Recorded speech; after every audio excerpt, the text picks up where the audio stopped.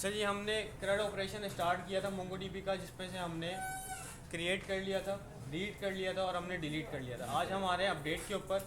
Update के लिए यहाँ पे मैंने कुछ डेटा ऐड कर दिया, क्योंकि पिछली मरतबा हमने डिलीट ऑल किया था तो हमारे पास सारा स्टूडेंट्स का डेटा डिलीट हो चुका था। तो यहाँ पे हम कमांड चला रहे हैं db डॉट स्टूडेंट्स डॉट करके फाइंड चला रहा हूँ, ताकि आपको आइडिया हो जाए कि मेरे पास डेटा किस टाइप का। तो मैंने फाइंड यहाँ पे चला दिया है और फाइंड करके आपको यहाँ पे नज़र आ रहा है कि भाई मेरे पास जो डेटा है इसके अंदर मेरे पास स्टूडेंट आईडी है, नेम है, एज है, ग्रेड है, ईमेल आ गया और सब्जेक्ट्स आ रहे हैं। और सब्जेक्ट मेरे पास एक एरे है, एरे के अंदर हमारे पास 2 सब्जेक्ट्स तकरीबन रखे हुए हैं सब स्टूडेंट्स, ठीक है।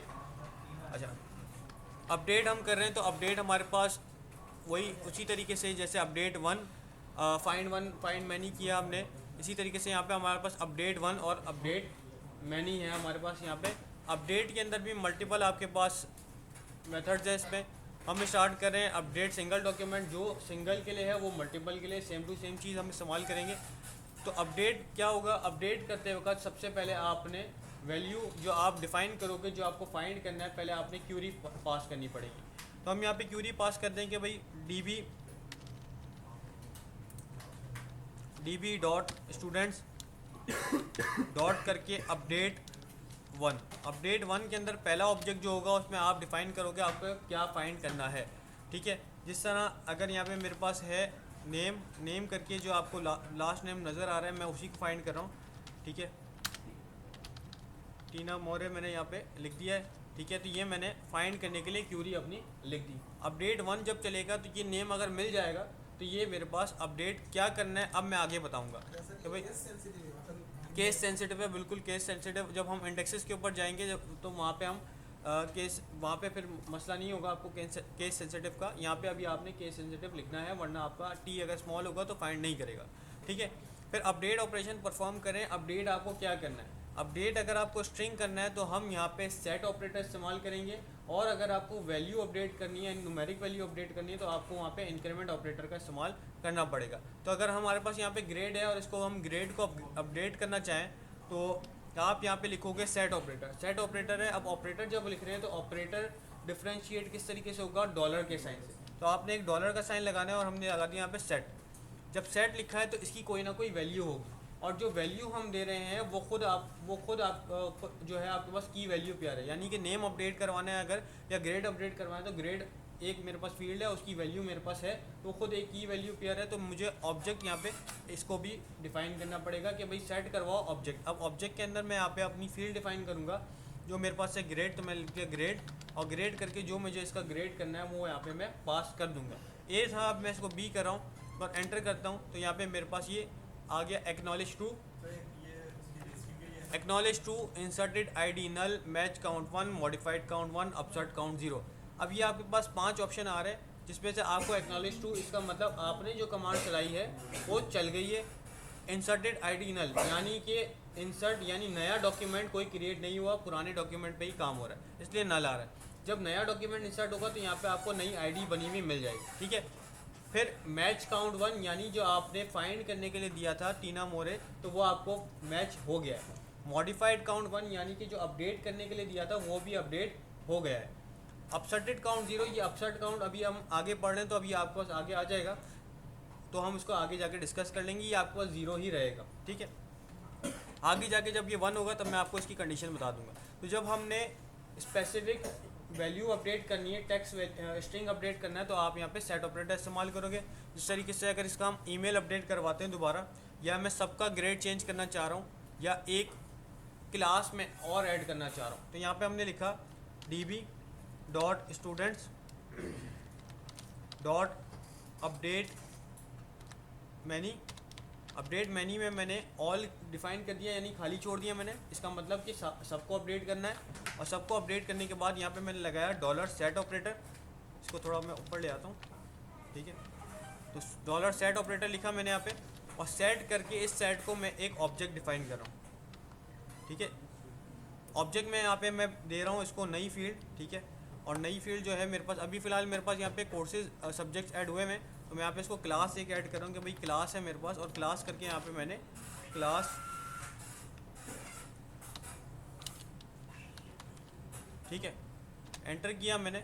आपके पास आ गया acknowledge true, inserted ID null, match count 21 यानी 21 का डेटा था आपको 21 ही मिला उसको, ठीक है। मॉडिफाइड काउंट 1 जो 21 का डेटा मिला था उन 21 को अपडेट कर दिया गया, ठीक है। अपडेटेड काउंट 0 आपके पास अब ये 0 हो गया, यानी कि अब मैंने नई फील्ड ऐड की।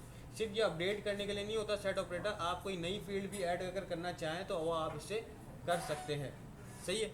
तो इससे पहले आप जब देख सकते हैं यहाँ पे हमारे पास जो डेटा है उसमें student ID, name, age, grade, email और सब्जेक्ट्स था। अब हमने जब क्लास ऐड कर दिया तो मैं दोबारा अगर इसको चलाऊँ कमांड फाइंड की, तो फाइंड में अब आपको यहाँ पे क्लास भी मिल जाएगा। इसमें क्लास हमारे पास क्या आ रहा है 12, ठीक है। सब में आपके पास ये सेम टू सेम आ जाएगा, ठीक है।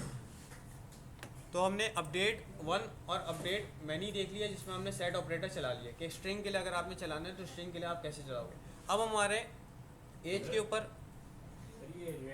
तो हमने स्ट्रिंग वैल्यू अपडेट कर लिया है। स्ट्रिंग वैल्यू के बाद हम हमारे कि आपके पास न्यूमेरिक वैल्यू अगर है तो न्यूमेरिक वैल्यू के लिए आपने क्या करना है, यहाँ पे आप इंक्रीमेंट ऑपरेटर इस्तेमाल करें। इंक्रीमेंट ऑपरेटर और न्यूमेरिक फील्ड लिख के आपने जो भी जितना भी इंक्रीमेंट करवाना चाह रहे हो आप उतना यहाँ पे नंबर डिफाइन कर दोगे। अगर मैं 1 लिखूँगा तो 1 इंक्रीमेंट होगा, 2 लिखूँगा तो 2 इंक्रीमेंट होगा, यानी 21 की एज तो 23 हो जाएगी। इस तरीके से इंक्रीमेंट होता जाएगा, ठीक है। फिर यहाँ पे मैंने लिख दिया db डॉट स्टूडेंट्स डॉट करके यहाँ पे स्टूडेंट आईडी हम 1 को अपडेट कर देंगे, अपडेट 1 और अपडेट 1 इसमें हमने यहाँ पे ऑब्जेक्ट लिख दिया और यहाँ पे मैं स्टूडेंट आईडी डिफाइन कर रहा हूँ कि स्टूडेंट आईडी और जिसकी आईडी होगी आपका 20 सामने नज़र आ रहा है तो 20 को मैं अपडेट करवा रहा हूँ। तो 20 लिखा यानी कि इसकी एज अभी मेरे पास 22 है, ठीक है। सेम मैं जो पहले वाला टारगेट किया था लेकिन इस दफ़ा अब मैं स्टूडेंट आईडी के थ्रू टारगेट कर रहा हूँ, नेम के थ्रू टारगेट नहीं कर रहा, ठीक है। फिर आपने दोबारा ऑब्जेक्ट डिफाइन किया। अब हमारे पास डॉलर सेट नहीं आएगा, डॉलर आएगा इंक्रीमेंट। तो डॉलर INC आपने लिखा इंक्रीमेंट और फिर यहाँ पे आप ऑब्जेक्ट दोबारा डिफाइन करोगे क्योंकि इसको भी आपने की वैल्यू पेयर देना है क्योंकि आपको फील्ड डिफाइन करनी पड़ेगी। तो हम लिख रहे हैं यहाँ पे एज और एज को इंक्रीमेंट करवा दिया 1 से हमने, ठीक है।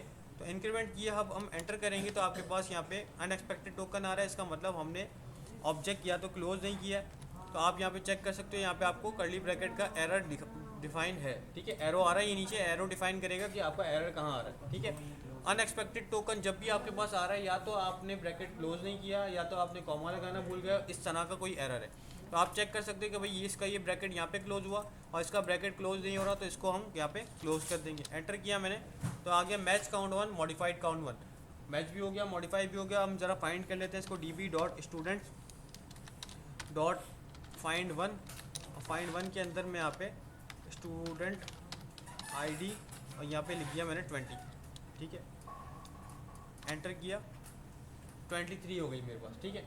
अच्छा, अब अगर आपने इसको कम करना है, इसको आप अपडेट मैनी पे जब चलाओगे तो अपडेट मैनी पे सबकी एज 1-1 साल बढ़ा देगा, ठीक है। जब आपको ईयर एंड पे आपने अपडेट करना है या ईयर एंड पे अगर आपने इंक्रीमेंट लगाना है सबका कि भाई 5000 का इंक्रीमेंट सबका लगा दो, तो आप वहाँ पे इंक्रीमेंट करके 5000 वहाँ पे लिख दोगे तो वो इंक्रीमेंट आपके पास हो जाएगा सबकी सैलरी में, ठीक है।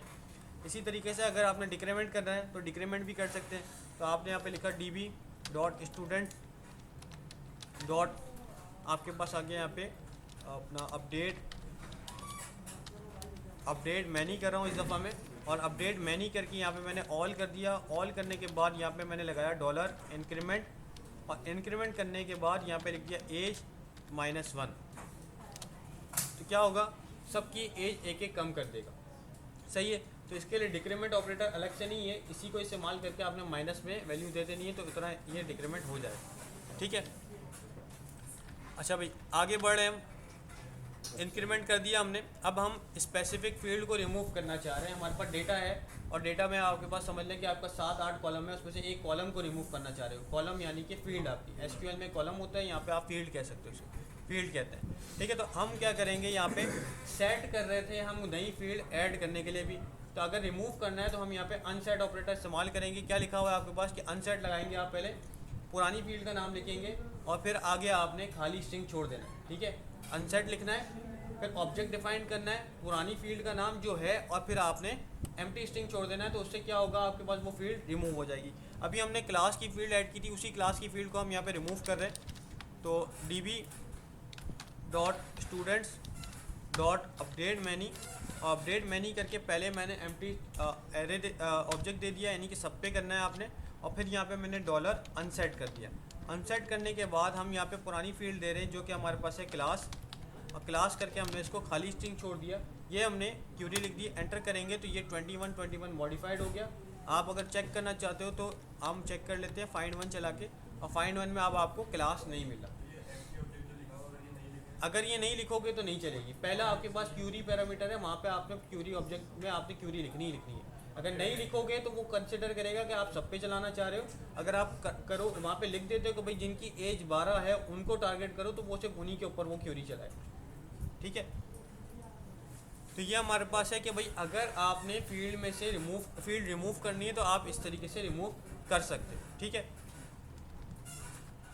फिर हमारे पास है रीनेम, कि अगर आपने फील्ड को रीनेम करना है, जिस तरीके से यहाँ पे अगर हमारे पास कोई फील्ड नेम लिखा हुआ है, अगर मैं नेम को स्टूडेंट नेम करना चाह रहा हूँ तो यहाँ पे हम फील्ड को चेंज करें, नाम नहीं, वैल्यू नहीं चेंज करें, हम उसकी फील्ड चेंज करें कि भाई नेम जो आपको वह लिखा है फर्स्ट नेम कर दूँ इसको मैं। तो इस तरीके से अगर आप करना चाह रहे हैं तो आप क्या करेंगे, रीनेम ऑपरेटर, रीनेम करने के बाद आपने पुरानी फील्ड का नाम, और इस दफ़ा आप नई फील्ड का नाम लिखोगे। ठीक है, पहले हमने क्या किया था, अनसेट लिखा था, पुरानी फील्ड का नाम लिखा और आगे कुछ भी नहीं दिया, उसको एम्प्टी स्ट्रिंग दिया, तो वो रिमूव कर दिया। इस दफ़ा रीनेम ऑपरेटर, रीनेम करने के बाद आगे पुरानी फील्ड का नाम और फिर आगे आप नई फील्ड का नाम दे दोगे। तो हम यहाँ पे चला लेते हैं इसको, जिसमें हम यहाँ पे कर रहे हैं db डॉट स्टूडेंट्स डॉट करके हमने यहाँ पे चलाया अपडेट मैनी। अपडेट मैनी में मैंने एम्प्टी ऑब्जेक्ट दे दिया, यानी सब पे चलाना है आपने।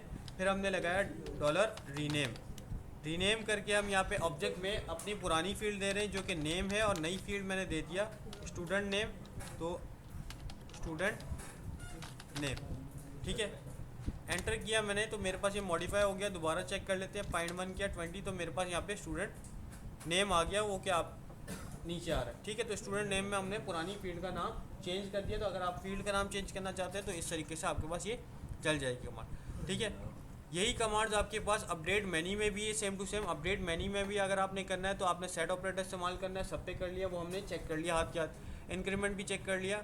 अच्छा, एक है हमारे पास एंटायर डॉक्यूमेंट आपने रिप्लेस करना है। ठीक है, फॉर सपोज के मैं यहाँ पे एक डॉक्यूमेंट में db dot students dot insert one किया मैंने, और इंसर्ट वन करके मैं एम्प्टी ऑब्जेक्ट, मैंने खाली ऑब्जेक्ट पास कर दिया, यानी कि मैंने डेटा दिया ही नहीं। अब जब डेटा नहीं दिया तो मेरे पास एक ऑब्जेक्ट, एक मेरे पास डॉक्यूमेंट क्रिएट हो चुका है जो खाली एक आईडी के साथ है। अब मैं चाह रहा हूँ कि भाई इसको पूरे को रिप्लेस करना है आपने। तो इसको रिप्लेस करने के लिए आपके पास क्या है कि आप की वैल्यू कर में पहले तो आप अपनी वैल्यू दोगे, फिर आपके पास क्या है, पूरा डॉक्यूमेंट उठा के आपने दे देना है। ठीक है, तो इसके लिए आपके पास अपडेट वन नहीं है, इसके बाद इसके लिए आपके पास है रिप्लेस वन। ठीक है, रिप्लेस वन हम चलाएंगे। अब क्योंकि आपके पास ऑब्जेक्ट आईडी है तो हमको इस ऑब्जेक्ट आईडी के थ्रू ही आपको फाइंड करना पड़ेगा। db dot students dot replace one, जिसके अंदर हमने यहाँ पे अंडरस्कोर आईडी करके ऑब्जेक्ट आईडी दे दिया। ठीक है, फिर कॉमा लगा के ऑब्जेक्ट, और ऑब्जेक्ट के अंदर वहाँ पर पूरा डेटा आ जाएगा। फ़िलहाल हम इसी को ही ऐड कर देते हैं। ठीक है, कितने थे, 21 थे ना हमारे पास, तो ये 22 हो जाएगा हमारे पास स्टूडेंट आईडी। एज भी ठीक है, हम इसको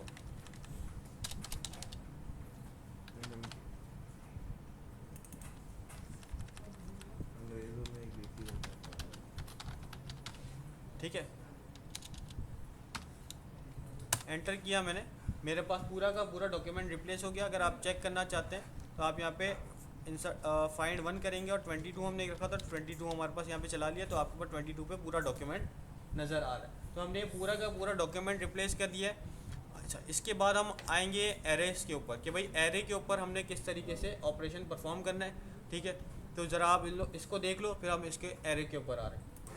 अच्छा, इससे पहले हमने अपडेट किया, और अपडेट करने पे अगर आपको डेटा नहीं मिलेगा तो क्या होगा कि फॉर सपोज कि मैं यहाँ पे अब कमांड चला रहा हूँ db dot students dot update one, और अपडेट वन करके मैं यहाँ पे बता रहा हूँ कि भाई स्टूडेंट आईडी अगर आपके पास 23 हो तो आप क्या करो, उसको अपडेट कर दो। और मैंने यहाँ पे बता दिया भाई आप लगाओ डॉलर सेट ऑपरेटर, और सेट करके हम यहाँ पे बता रहे हैं कि भाई इसका नाम आप चेंज कर दो। ठीक है, मैंने लिखा स्टूडेंट नेम, इसका नेम कर दो आप जाफ़र। ठीक है, एंटर किया तो मेरे पास क्या आ रहा है यहाँ पे कि भाई मैच काउंट भी 0 आ रहा है, मॉडिफाइड काउंट भी 0 आ रहा है।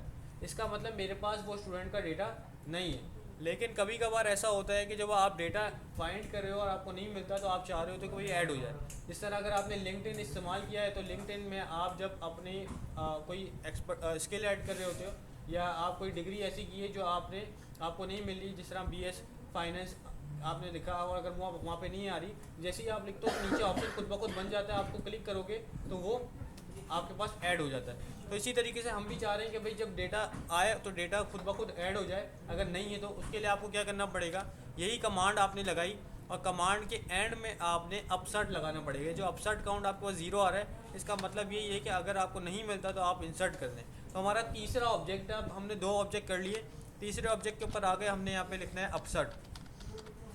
अपसर्ट करके आप इसको कर देंगे ट्रू।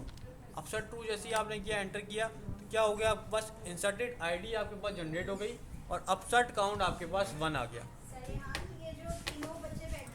तो इंसर्टेड आईडी आपके पास एक आईडी जनरेट हो गई है, इसका मतलब नया डॉक्यूमेंट क्रिएट हो गया। अब जो आप अब अगर हम फाइंड करते हैं इसको, ठीक है, और फाइंड करने के बाद अब आपको ये मिल जाएगी। ठीक है, तो फाइंड 1 किया मैंने, आईडी कर दिया 22 23, तो 23 पे मुझे जाफर मिल गया क्योंकि मैंने फाइंड किया, पहले अपडेट किया था, अपडेट नहीं मिला उसको तो उसने अपसर्ट कर दिया, यानी कि क्रिएट कर दिया।